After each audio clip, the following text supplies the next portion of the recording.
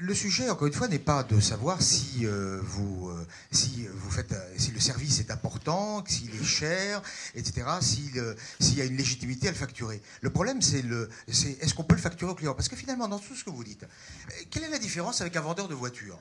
Un concessionnaire automobile. Bon, il fait de la publicité, il fait de l'argumentaire, il fait faire un tour avec la voiture au client, ensuite il fait l'acte de vente, il va démontrer la façon dont la voiture fonctionne, etc., etc. Il vient jamais à l'idée de quelqu'un, d'un concessionnaire automobile, de faire payer l'acheteur de la voiture de la commission qu'il va percevoir pour son service. Excusez-moi, vous avez dit une chose très intéressante. Vous avez dit la question, c'est pas le service, et si on le fait payer au client. Ben, je dirais. Non, si on le fait payer au locataire, là, ou à l'acquéreur. Vous savez, regardez, un agent immobilier. Alors, je vais pas faire pleurer dans les chaumières. Je sais que les agents immobiliers n'ont pas forcément une bonne réputation, mais ça a été dit ce matin. Dans quel métier vous avez, alors je parle de la transaction plus précisément parce que ça me paraît beaucoup plus révélateur. Vous avez un agent immobilier qui va faire une estimation gratuite dans la plupart du temps du bien, qui va effectivement passer beaucoup de temps, qui va utiliser des bases de données qui forcément ont un coût, qui va remettre, dans certains cas, c'est le cas chez nous, un petit dossier en couleur expliquant comment on est arrivé au prix. Le prix ne tombe pas du ciel comme ça, donc un vrai travail en amont, avec aucune certitude déjà d'avoir le mandat. Ensuite, il faudra qu'il ait le mandat. Il va faire beaucoup de prestations derrière qui sont expliquées aux vendeurs et qui font l'objet. Alors, excusez-moi, je ne parle pas pour ma chapelle, mais je cite ce que je connais, c'est-à-dire chez nous.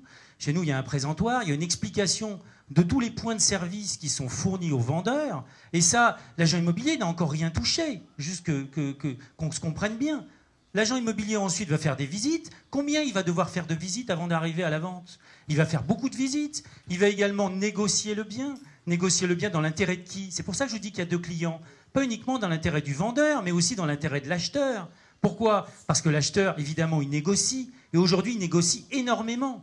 Et vous savez, moi, j'ai été acheteur comme tout le monde, et je me suis aperçu que très souvent, les biens qui étaient sur le particulier étaient beaucoup plus chers que les biens dans les agences immobilières. Pourquoi? C'est tout simple. C'est pas parce que l'agent immobilier il est gentil, c'est parce que l'agent immobilier il a intérêt à vendre le bien. Donc vous voyez que forcément, il a deux clients, l'agent immobilier. Il n'a pas uniquement le vendeur, il a l'acheteur. Parce que s'il ne tient pas compte de l'acheteur, le bien ne va pas se vendre. Donc vous voyez, il y a tout ce travail. Est-ce que vous expliquez au vendeur que vous travaillez aussi pour l'acquéreur? Alors, on lui explique, bien évidemment, on lui explique qu'on travaille pour les deux. Pourquoi? Et c'est pour ça que je disais tout à l'heure, quitte à philosopher, mais c'était pas mon objectif, mais tout part de là, je dirais. Je n'insultais pas la philosophie. Hein. Dans ma bouche, on sait que c'est pas Ça, possible. je sais. Donc tout part de là, si vous voulez, c'est la compréhension de ce que fait un agent immobilier. Un agent immobilier, c'est un professionnel. C'est pas une chambre d'enregistrement qui va se contenter de relater les pièces et puis de tamponner le bail. Et puis, c'est un commerçant qui a une entreprise, qui doit payer des collaborateurs, qui a des charges. Il y a évidemment une dimension économique derrière, avec des emplois, on en a déjà parlé, mais c'est un vrai professionnel. Et vous voyez, l'erreur et le problème qu'on a dans notre métier, c'est un problème de communication. C'est un problème de perception des gens, de la profession d'agent immobilier. Il y a eu beaucoup d'abus qui ont été commis par des professionnels qui n'ont pas été sanctionnés. Et vous voyez, ça, c'est pas le problème et c'est pas la faute des agents immobiliers. C'est la faute du législateur. Et je dis pas, je mets en cause personne, mais un peu quand même. Mais c'est pas ce législateur-là, hein, parce que c'est pas nouveau. Hein. Vous voyez, mais je discutais, juste comme ça, petite parenthèse, je discutais il y a pas longtemps avec un inspecteur de la DGCCRF. Alors je dirais pas qui c'est, mais c'était très intéressant. C'était très intéressant. Et il m'expliquait qu'il était tout seul. Parce qu'on a la démission facile hein, maintenant. Non, mais c'était affligeant. Il m'expliquait qu'il était tout seul dans une zone qui était extrêmement large, qu'il n'avait absolument pas le temps d'aller sur le terrain. Et que tous les contrôles qu'il faisait, il le faisait sur Internet. D'accord? Vous voyez, c'était très intéressant. Donc ça veut dire qu'on a mis en place une loi qui est la loi Hoguet, qui n'est pas claire du tout. Et là, il y a un toilettage énorme à faire. Et ce serait bien de travailler avec les professionnels. Pourquoi? Parce que les professionnels ont intérêt à ce que la loi Hoguet soit une bonne loi. On n'a pas intérêt. Vous voyez, il y a plein de flou. Je vous disais, cette notion de mandataire qui veut strictement rien dire. L'introduction des agents commerciaux n'est pas un problème, et la possibilité d'avoir des agents commerciaux n'est pas un problème. Le problème, c'est le déséquilibre et l'esprit de la loi Hoguet, où vous avez un contrôle vis-à-vis d'un négociateur, alors qu'en fait, le statut d'agent commercial, c'est un statut d'indépendant. Donc vous voyez qu'il y a tout de suite un hiatus entre les deux. Alors est-ce que c'est un problème? Non, c'est pas un problème. Simplement, il faut pas se voiler la face, et il faut arriver à le prendre en compte, et à modifier peut-être ce statut d'agent commercial, peut-être un agent commercial spécifique dans la profession d'agent immobilier. Alors, je ne veux pas tirer les chevaux trop longs, parce que ça nous emmènerait trop loin si on tire la bobine de fil. Mais vous voyez, le problème, il est global. Il est au niveau de la réglementation. Donc, je continue mon propos juste concernant la prestation de l'agent immobilier. Donc, l'agent immobilier va, à un moment donné, quand même, aboutir à la signature d'un compromis. Il va devoir, dans le cas d'un agent immobilier compétent, vérifier les capacités financières dans l'intérêt du vendeur. Pourquoi? Parce que si l'acquéreur n'a pas les capacités... Et de l'acquéreur, pourquoi? Exact, parce que si l'acquéreur perd du temps, s'engage sur une acquisition qu'il n'a pas les moyens de le financer, il va dans le mur. Vous voyez, l'intérêt aussi de l'acquéreur.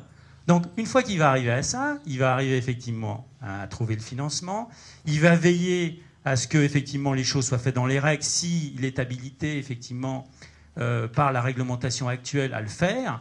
Et il va arriver, à un moment donné, il y a toujours, on le sait très bien, un laps de temps encore, en gros, de 3 à 4 mois, qui va se dérouler. Et à un moment donné, on va arriver à l'acte authentique. Et c'est seulement à ce moment-là que l'agent immobilier va percevoir sa commission. Alors, encore une fois, je ne veux pas faire pleurer sur la profession. C'est juste qu'il faut comprendre cette situation. Dans quel métier vous avez des gens qui travaillent pendant quasiment 5, parfois 6 mois, d'accord, sans rien toucher? Vous n'en avez pas. Vous n'en avez pas, ou alors qu'on me dise lequel, ça m'intéresse. J'aimerais bien savoir.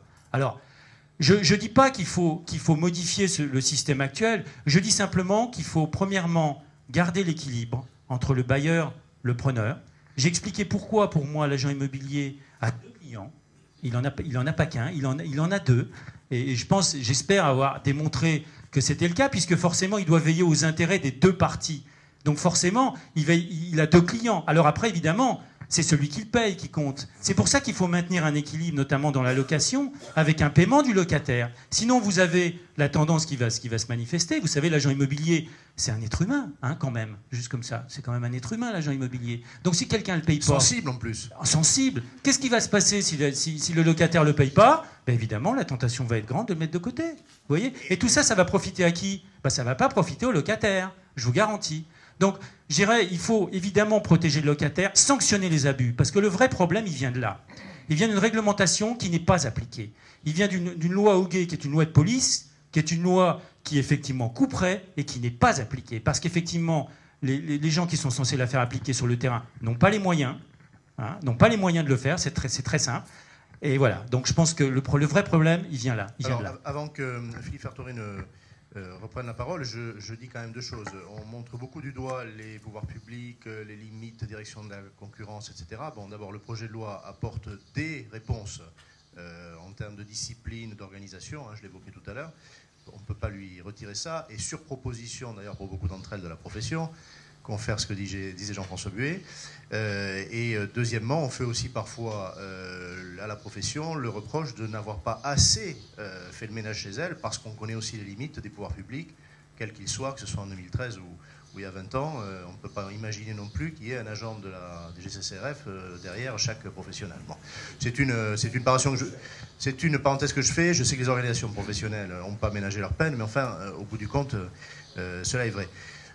Une question sur les deux clients dont vous venez de démontrer qu'on les sert aussi, c'est vrai de l'acquéreur, c'est vrai du locataire. Pour vous, ce sont des clients, on l'a bien entendu, même s'il y a des doutes ailleurs. Est-ce que aujourd'hui, un engagement de modération des honoraires aurait du sens? Parce que j'ai été frappé parce que vous disiez nous on fait payer 0,80 ou une fois le loyer, hein, en gros, au preneur, dans votre cabinet à Lyon. Est-ce que le sujet de la modération des honoraires, au moment où vous parlez, vous reconnaissez qu'il y a eu des abus, des gens peut-être qui ont tiré la corde sans apporter le service, est-ce que ça a du sens ou est-ce que vous maintenez que tout cela doit rester libre, calculé ou pas sur le montant du loyer, parce qu'il y a du travail derrière et que chacun fasse sa religion? Rapidement, pour revenir sur la notion de client, pas de client, en faisant un tout petit peu de juridique de Francisou, on a un mandat de gérance, de gestion qui nous lie avec le mandant, avec le bailleur. Et puis qu'est-ce qui nous lie avec le locataire? Nous sommes représentants mandataires du bailleur, et nous signons pour le compte du bailleur un contrat de location. Nous sommes liés. Je suis désolé. Nous avons un rapport commercial avec lui. Escalité. Escalité, mais nous sommes liés. Il paye ses loyers et charges, certes, En contrepartie de quoi, nous lui offrons aussi un certain nombre de services, de la facilitation, du compte sur Internet disponible, des avis d'échéance ainsi que des quittances en ligne, tout un certain nombre de prestations qui ne sont pas obligatoires, qu'on ne fait pas payer, qui ne sont pas facturées. Vous ne pouvez pas facturer. Qu'on ne facture pas, comme les avis d'échéance, et ça aussi, je lutte, et j'en reviens sur la deuxième partie, on lutte à l'UNIS, et pas seulement à l'UNIS, à la FNAIM aussi, contre toutes ces dérives. Et ces dérives sur quoi? Sur ces pratiques-là d'affranchissement d'avis d'échéance à 2,50 € dans certaines villes de France, par certains cabinets petits et grands, peu importe. Ensuite, voire très grands. Voire très grands. Très... Voire qui n'existeront plus. Et puis pour revenir sur la modération, mais écoutez, on nous propose demain de plafonner les honoraires de rédaction et location, j'insiste sur le vocable, à 1 mois hors charge de loyer sur le locataire et sur le propriétaire, mais il n'y a aucun souci, on signe tout de suite. Je veux dire, la modération, bien entendu. Payer 3 000 €, 2 500 €, 1 500 €, si vous avez un loyer de 700, 800, 900 € et qu'on vous demande 1 500 €, pour moi, en effet, ça me semble complètement délirant. Voilà. Mais je veux dire, c'est la position des syndicats et c'est la position de pratiquement toutes les franchisées, tous les réseaux. Le propos est plus clair qu'on ne l'a jamais entendu, donc moi j'y suis très sensible. Je pense qu'on peut vous remercier tous les 4, comme on l'a fait pour vos prédécesseurs, de la clarté, du courage de vos propos, avec des positions tranchées, mais bien des choses qui se rejoignent aussi.